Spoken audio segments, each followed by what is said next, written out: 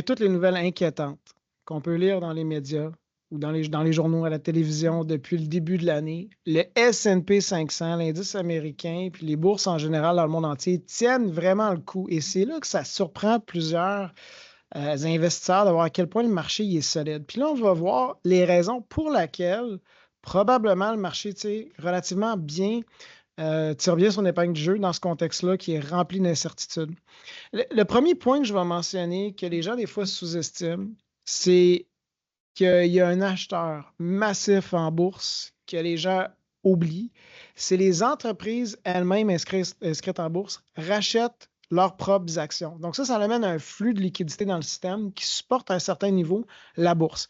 Qu'est-ce que je veux parler par là? Ben, si on regarde au premier trimestre, si on regarde les entreprises juste du S&P 500 aux États-Unis, ils ont racheté à peu près pas loin de 300 milliards de dollars de leurs propres actions qui assurent un certain volume d'achat.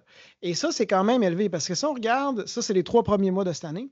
Si on regarde les 3 derniers mois de 2024, bien, c'est 25 presque, 24 plus élevé que le dernier trimestre qu'on a observé. Puis si je compare la même période, les 3 premiers mois de cette année, mais aux 3 premiers mois de l'année dernière, en 2024, c'est 27 plus élevé. Donc, en ce moment, les entreprises achètent beaucoup de leurs propres actions dans le marché. Puis ce volume-là, à peu près qu'on s'attend en 2025, c'est à peu près l'équivalent de 1000 milliards de dollars. Donc ça, c'est comme s'il y a 1000 milliards de dollars de liquidités qui rentrent, qui rachètent des actions, qui n'est pas nécessairement planifié. Puis, 1000 milliards, c'est gros parce que si je regarde, là, ce qui amène de la liquidité en bourse, c'est soit des émissions de nouvelles actions, soit les flux de fonds communs ou de fonds négociés en bourse, ou des capitaux internationaux qui arrivent aux États-Unis. Bien, si j'additionne là, les flux internationaux, les fonds communs, les fonds négociés en bourse, puis les appels publics les appels publics à l'épargne, ça correspond à peu près aux autres aussi à 1000 milliards. Donc, tu as environ l'équivalent de tout ce qui rentre en liquidité par les investisseurs qui correspond aux achats de les mêmes actions. Puis ça, 1000 milliards, c'est à peu près 2 de la capitalisation du marché. Fait que si j'additionne les deux, il y a à peu près 4 qui est soutenu par le marché avec des nouvelles liquidités. Rajouter ça avec les dividendes, bien, ça donne un certain support au marché. Ça a toujours été là, mais c'est plus accentué actuellement. Un autre point qui est favorable aux actions, c'est les données économiques puis les bénéfices solides. On sort du premier trimestre, puis on a vu les résultats, puis je vous dirais, j'en ai parlé lors d'une capsule. En général, les résultats trimestriels ont été très encourageants. La plupart des gestionnaires des grandes entreprises maintiennent leurs prévisions, puis il y en a même un certain nombre qui ont augmenté leurs projections.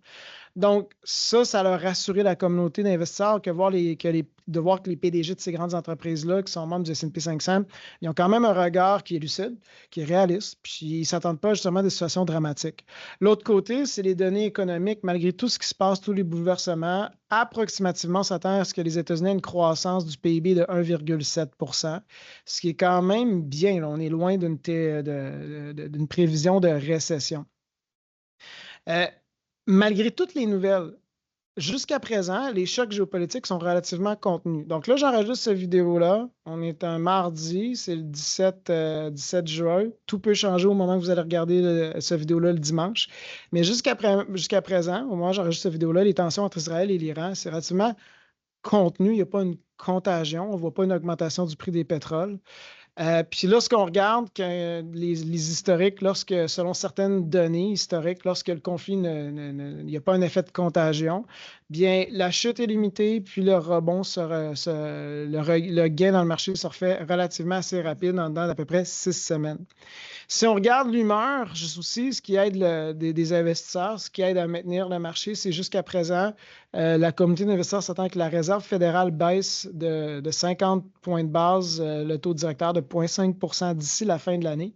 Et si on regarde les écarts de crédit, surtout dans le secteur des entreprises, bien, il n'y a pas justement de crainte. Les taux sont restés relativement sains. Donc ça, c'est le portrait jusqu'à présent, c'est les côtés positifs.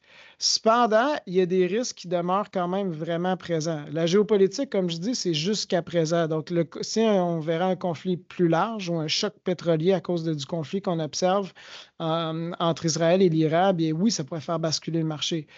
Surtout que si on regarde les valorisations du S&P 500, on retouche des sommets. Comme on a vu une chute de près assez élevée en début d'année, bien, on pourrait revivre le même genre de situation. L'autre point, il ne faut pas oublier, hein, le 9 juillet, c'est une date où, en théorie, la pause de 90 jours sur les tarifs va prendre fin. Donc, il y a encore une menace inflationniste derrière qui pense sous notre nez. Donc, quand on regarde ce qui se passe, souvent, on se rabat plus sur le dernier tableau que je vous ai présenté. C'est tous les effets négatifs. Puis on a de la difficulté à se faire un narratif pourquoi que le marché est soutenu. Mais comme vous voyez, il y a plusieurs facteurs structurants qui permettent jusqu'à présent de soutenir le marché.